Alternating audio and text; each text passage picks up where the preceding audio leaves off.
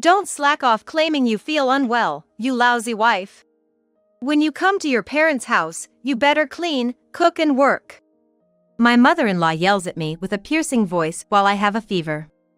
And there's my husband, just giggling and watching TV. If you have something to say, just say it. When I glared at my mother-in-law involuntarily, that's what she told me. Really? Well then, let me speak my mind. My name is Samantha. I'm a 28-year-old. It's been a year since I married Mike, and I already regret this marriage in many ways. What do I regret, you ask? First off, my husband takes his job too lightly. Before we got married, he neither worked overtime nor went out for drinks. I thought he was someone who valued family. But after getting married, I realized he was just lazy. The reason he doesn't do overtime is simply that he doesn't want to work. No matter how busy it gets or how much the clients are in trouble, he doesn't care. He leaves work because he wants to go home. I mean, I would understand if there were no overtime pay or if he worked at a significantly exploitative company, but his company prioritizes the well-being of its employees. They definitely pay for overtime. And you can take paid leave. If there's a pileup of work, everyone helps each other out. Especially these days, working too much isn't good, so there's hardly any overtime. But still, there are times when work piles up, and sometimes you just have to do it. I work too, so I think doing some overtime when it's reasonable is fine, but watching my husband who absolutely refuses to do any makes me wonder if I'm outdated. But still, it bothers me. My husband says, overtime is a waste of time. The client is in trouble? That's none of my business. I can't understand the feelings of colleagues who do overtime, but they might as well earn my salary for me. He looks down on customers and colleagues with such remarks. He thinks it's a loss to work. How to slack off and take it easy is what matters, he says. Seeing my husband like this makes me really pull back, though I keep it to myself. I'm not saying he should work. I just hate how he looks down on and laughs at people who do their best. I'm the type who will do overtime if needed, so I guess we're just not compatible. Well, I think it's normal for married couples to have different values. We've walked different paths in life. It's rarer to think exactly the same. But I wish he'd stop saying things like "you just don't get it." He always thinks he's right. Before we got married, it wasn't like this, but marriage changes people, or rather, it reveals their true nature. Even cleaning, he'll swipe his finger to gather dust and say, "What's this?" like he's some kind of stepmother from Cinderella. And when I prepare dinner exhausted from work, he says, "Take more time and make it properly." This radish isn't even seasoned well. I feel like dunking him in soy sauce and stewing him. No, I'm seriously an adult, so I wouldn't do that. Before we got married, he used to say, "Any food is fine as long as it's edible. I'm just grateful that you cook." Is this what they mean by "don't feed a fish once you've caught it"? Can you please release me back to the sea now? But as much as I list his bad points, there's no end to it. I have plenty of flaws too, and I've changed a lot since before we got married. Before, well, let's just say I have a past I can't even tell my husband about. And surely, he has complaints about me too. It's mutual, and that's what marriage is about, adjusting to each other. If that's impossible, then there's no arguing against "don't get married." But above all, there's one fault of my husband I can't forgive. That's the presence of my mother-in-law. Yes, for many wives out there, the mother-in-law can be the toughest challenge in marriage. Not all mother-in-law and daughter-in-law relationships are good, unfortunately, ours isn't. My mother-in-law has a very strong personality. Even though it was my day off yesterday, my mother-in-law showed up unannounced. There I was, all dressed up for shopping, and I just froze at the doorway. And of course, we couldn't go out as planned. It's only been a year since I got married, and I don't have the guts to stand up to my mother-in-law yet. A complainer at work is one thing, but a mother-in-law type of complainer is something you can't just brush off as a wife. And our complainer is the classic mother-in-law. Let me give you an idea with yesterday's episode. First, she shows up without an appointment and glares, "You were planning to go out even though I came?" Then my husband chimes in, "Right, Mom's here, so let's cancel our plans." What? I'm shocked, and my husband looks confused, like, did he say something weird? "Yes, Mike is such a thoughtful son to his mother," she says with a triumphant look. "What's with this mother and son?" Then, giving up, I served some coffee, and she snapped, "What's this coffee?" "The one I just bought from the supermarket tastes better," and she throws away my coffee. But when my husband serves the same coffee I made, "Oh, this is delicious. Coffee served by my son is just special." How does the taste change just by being served by him?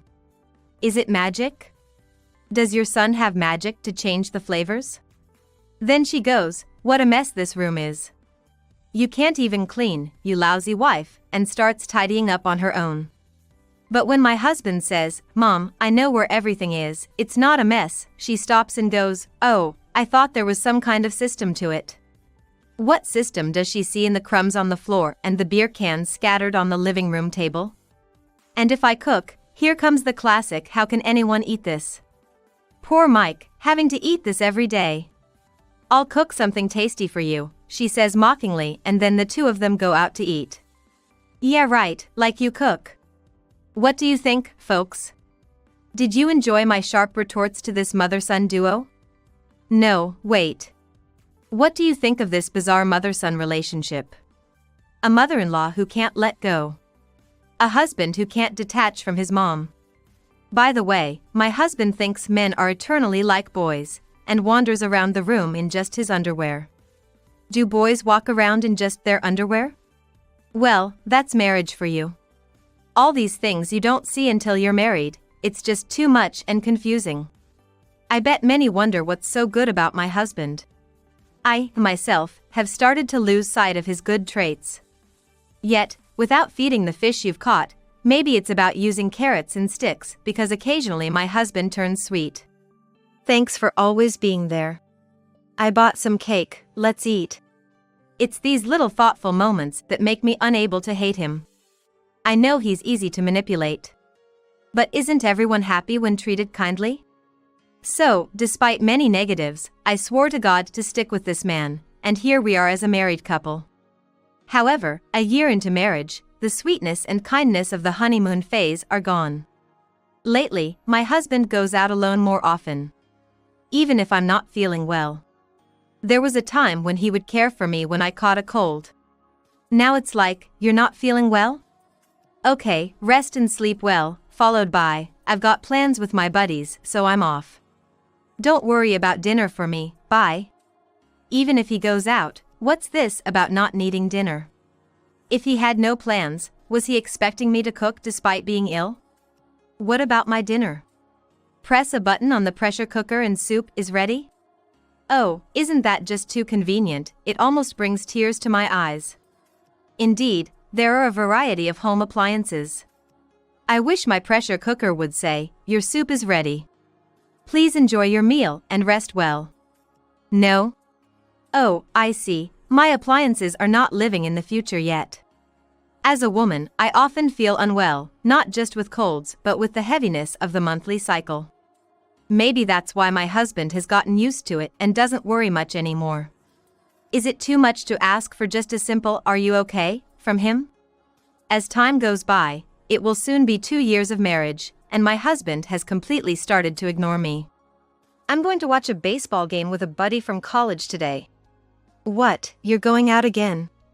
My husband often goes out with friends on his days off. But that's not all. My mom is coming over, so please take care of her, he says, dumping the responsibility on me whenever his parents visit. And of course, the unannounced visits from my mother-in-law continue as usual. Even when she shows up as he's about to leave, he just says, "Samantha's here, so have some fun with her over tea," and leaves. He used to enjoy his mother's visits so much. Apparently, he's now thoroughly enjoying hanging out with friends, almost like he's reverted to being single. My mother-in-law seems unhappy about him going out too, and she doubles down on her sarcastic comments during such times. "Samantha, it's because you make such funny faces that Mike prefers to go out. What kind of comment is that? I'd rather be called ugly, at least that would be less offensive. What does she mean by funny faces? Lately, I've become stronger, so I retorted, oh, come on. Maybe Mike goes out because your eyebrows look unique, which is quite amusing. Oh dear, Samantha. So our days are filled with these mysterious laughs and sparks flying. I'd love to put my husband between those sparks and turn his head into an explosion like in a failed science experiment. Why do husbands always run away from mother-in-law and daughter-in-law battles?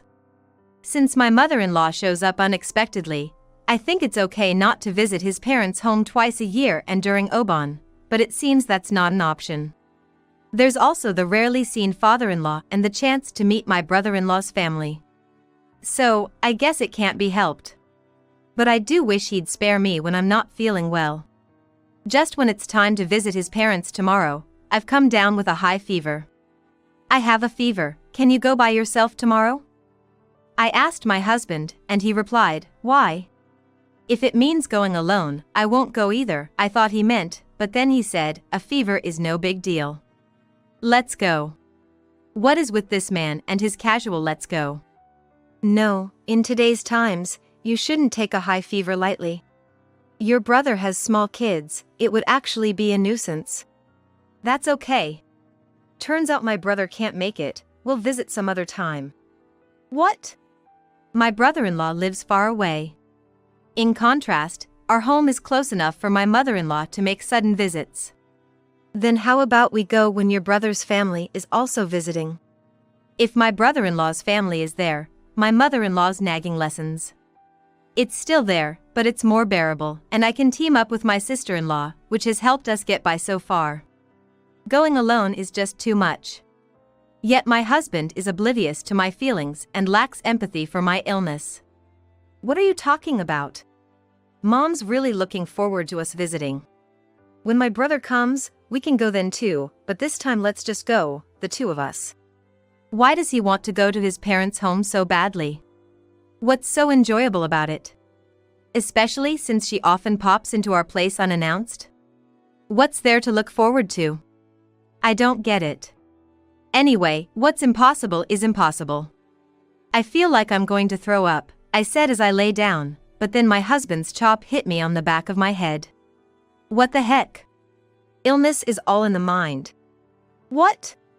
Listen, you think you're feeling terrible because you have a fever. You can overcome anything with willpower. Just keep telling yourself, you're okay. Huh? No, it's not the kind of fever that goes down with willpower. Put some willpower into it. Are you crazy? Eventually, our argument continued, and I couldn't rest properly. My fever, far from going down, actually went up. Despite my constant protests that it was impossible, my husband forcefully pushed me, utterly exhausted, into the car. In the end, he had to carry me into it.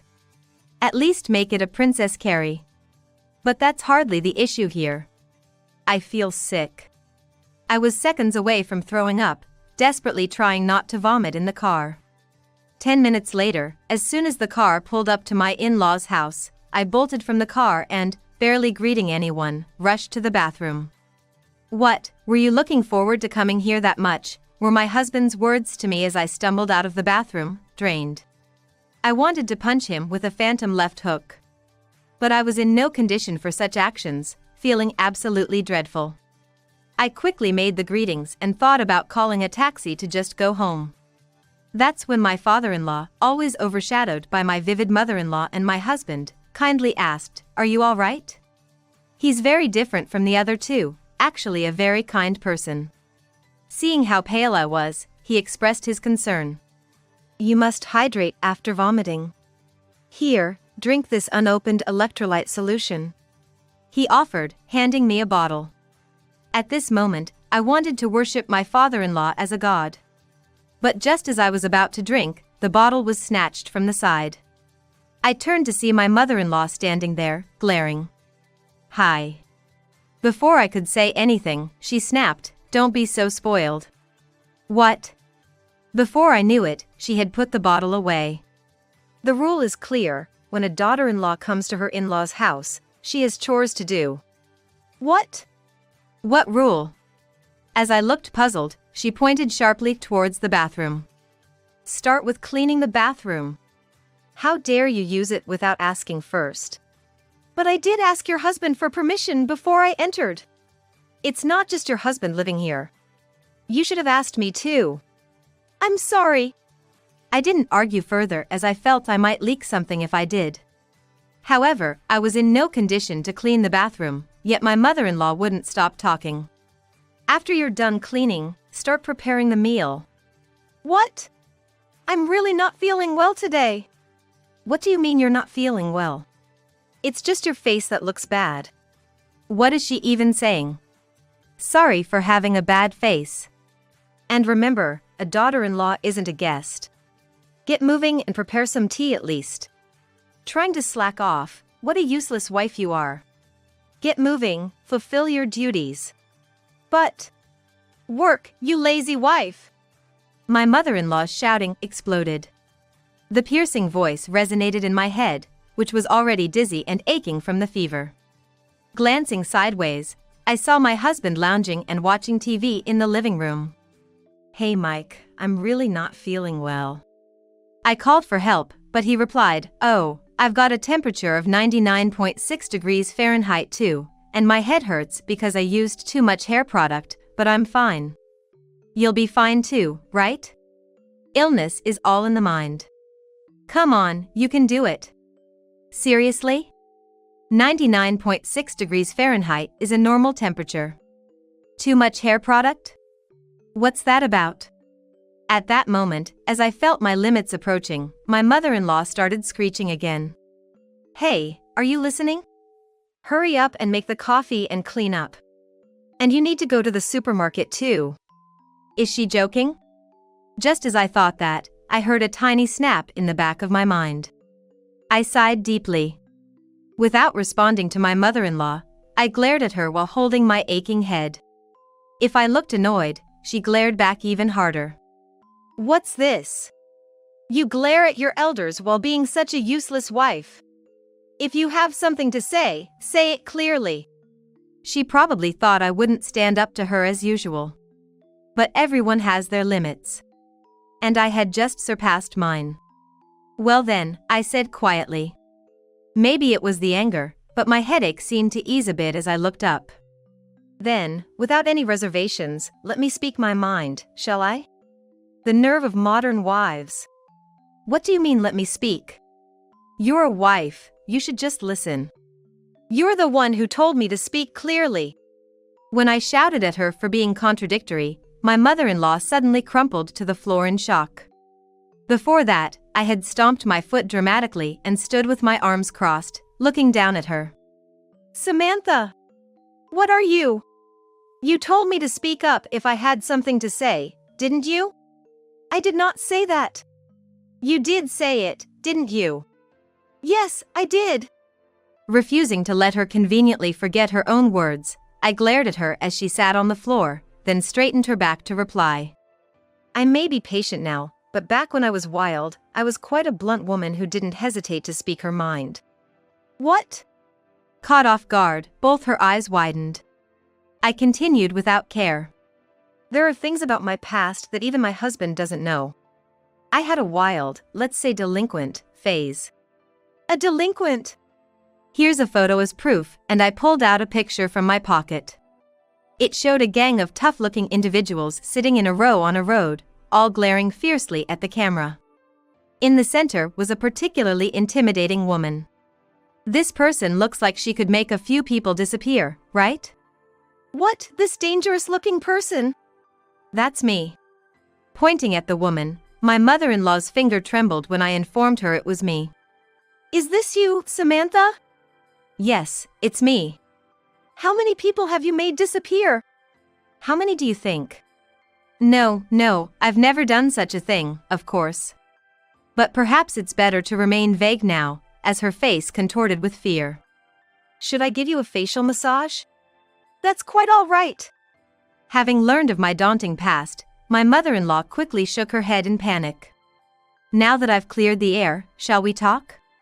Having seen such a photo, I think it's time to revisit my old self. What? There are many things I'd like to say to you. So many. Yeah, I won't finish telling you all in a night. That much. But I'm not feeling well right now, so I won't say it all. Is that so? Relieved by my words, my mother-in-law visibly relaxed. But it's too early to feel safe. So, I'll just say what needs to be said. What? First, listen to people. What? I said I'm not feeling well. Listen to what people are telling you. What? Trying a tougher tone, her face quickly paled. Then you shouldn't have come. Your son dragged me here. At that, I casually turned my gaze towards the living room. There, peeking out from behind the sofa with eyes wide as saucers, was my husband, who had been anxiously watching since I started recounting my past. So, I summoned him over with a strong tone. Come here, you. Me? I'm kinda busy right now. Come here. Okay, I'm coming. Without a choice, he hurried over and knelt next to my mother-in-law. I stood with my arms crossed, facing him. What's with you? What do you mean? I've been sick since yesterday, haven't I? And what's this you'll be fine? Why do you decide I'm fine? Are you a doctor? Are you? No, I'm just a humble man. Right, an employee. Yes. So? What? You're saying you have a 99.6 degrees Fahrenheit fever and a headache because you used too much hair product? I'm totally fine now. Very energetic. Oh, so you're energetic but just sitting there laughing while your sick wife is almost slaved around by your mother? Should we go shopping? Stay here. Yes. As my husband started to get up, I motioned with my chin for him not to flee, and he sat back down. Hey. Yes. My mother-in-law, now suddenly sitting up straight, responded sharply. Apparently understanding she was in a precarious situation. But it's too late for realizations now. Since you've said we should speak our minds without reservation, I'll go ahead. Your son's contract is terminated as of today. What? My mother-in-law tilted her head, not understanding. My husband also gave a puzzled huh? So I clarified for them. I've reached my limit. Actually, I've surpassed it. As of today, I want to terminate the contract of marriage. What? My husband exclaimed in shock. Does that mean divorce? That's right. No, I don't want that. I'll change, I'll be kinder, please just don't divorce me. That's impossible. People's natures don't change that easily. I looked at him coldly. And he turned pale. Yeah, and just so you know, your employment contract is also terminated. What? I'll talk to Dad about it. Someone who can't treasure his wife can't possibly perform well at work either. Indeed, my husband went from pale to ashen. You see, my husband worked for the company my father runs. He met me when he transferred to my father's company. Constantly changing jobs and never sticking to one, he came to my father in desperation for work. My kind-hearted father hired him on the spot. And that was the beginning. However, he wasn't well regarded by other employees, and I had been covering for his incompetencies. In other words, the only reason he could work there was because of me. My father kept him employed because he is my husband. Otherwise, he would have been terminated long ago. That's a problem. Why? It's too late for me to find another job. His voice faded. That's right. You came to us desperate because you couldn't find another job, didn't you? That's right, so. So what? What? My husband, briefly relieved thinking he might avoid being fired, froze as he met my cold voice and stared. Our company isn't a charity. My father isn't so kind as to keep employing someone who can't do the bare minimum. But I've been. Until now, you had my support. Did you really notice nothing? Your performance wouldn't even match that of a part-timer, it's just helping out because I compensated for you. My husband believes that working is losing. And he mocks employees who voluntarily do overtime as foolish. Even though my father and I often stayed late. He would laugh at us. He wouldn't say it to our faces when it was us, but his comments about other employees working overtime were appalling. Working means losing. What's important is how much you can slack off. How could he say that in front of me, the company president's daughter? He must have thought I wouldn't tell my father, but of course, that's something I could never say. I knew how furious my father would be. But I have no obligation to protect my husband any further. I will inform my father about everything you've said. What? I will consult with a lawyer and proceed with the termination procedures. Wait, Samantha, I was wrong. Your face? What? Was it your face that was wrong? What are you talking about? That's extremely rude. That's what you say. While my mother-in-law watched our exchange dumbfounded, I turned the conversation to her.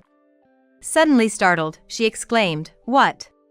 Your son says it's rude to speak ill of someone's face." That's true. You said my face was funny, didn't you? That was a compliment.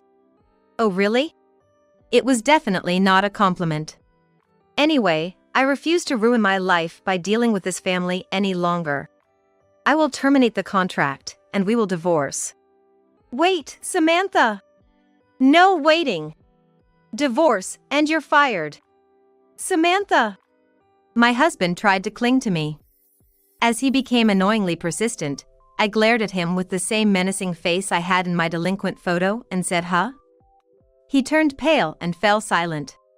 I then left my in-laws' house. That feels better. Feeling refreshed. I stretched and realized.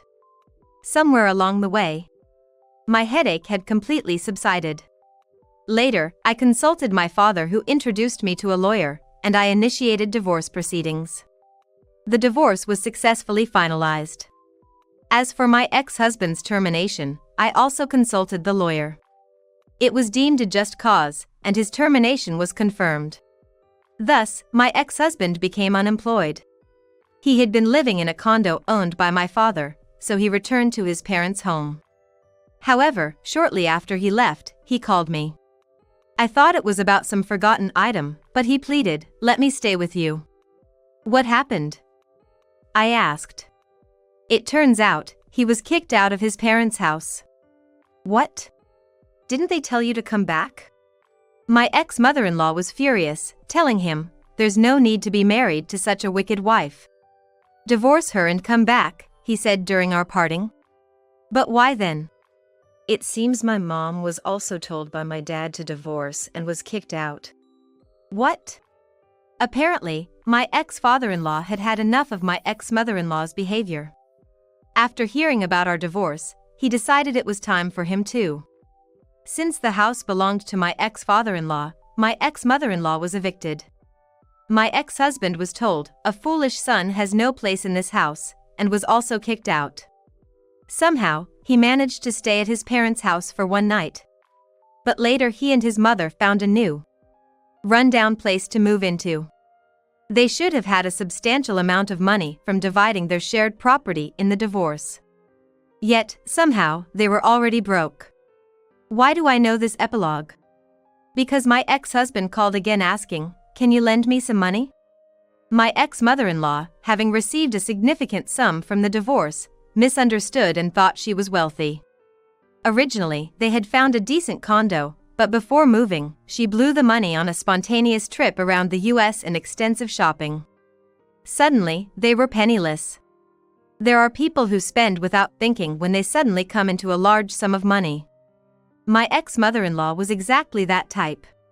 My ex-mother-in-law is penniless. My ex-husband doesn't have much money either. Having been married for less than 2 years, there wasn't much in the way of shared marital assets. So the only place my broke ex-husband and ex-mother-in-law could afford to live was a rundown place. And now, my ex-husband keeps asking me for money. I can even hear my ex-mother-in-law's voice over the phone. "Samantha, I was wrong. I apologize, so please send money right now." No. How can you be so cold? I'm in trouble here. I can't send money because I have a funny face. What? My ex-mother-in-law is speechless over the phone. I'm the type to hold grudges. Isn't it nice, living with your beloved son, just the two of you? What's good about it? I have no use for a son who is just a lazy unemployed.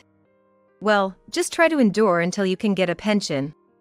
Wait, really, help me. Hey, Samantha, help us out.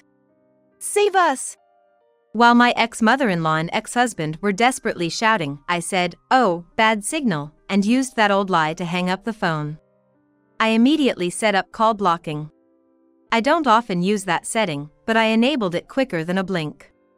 After that, I got no more calls from my ex-husband and ex-mother-in-law. However, I still receive updates through mutual acquaintances and my ex-father-in-law. It seems my ex-husband hasn't been able to find a job and is seriously becoming unemployed. As for my ex-mother-in-law, she started working part-time, but having been a housewife for so long, she's apparently not performing well at her job.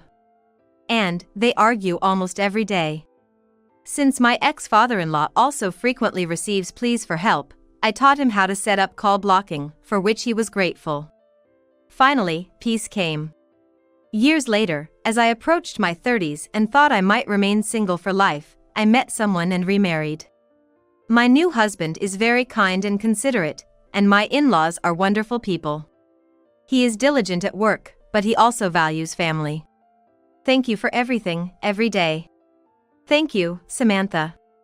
Even as a married couple, we must not forget to appreciate each other. Our baby, a sign of our happiness, laughs between us as we laugh together.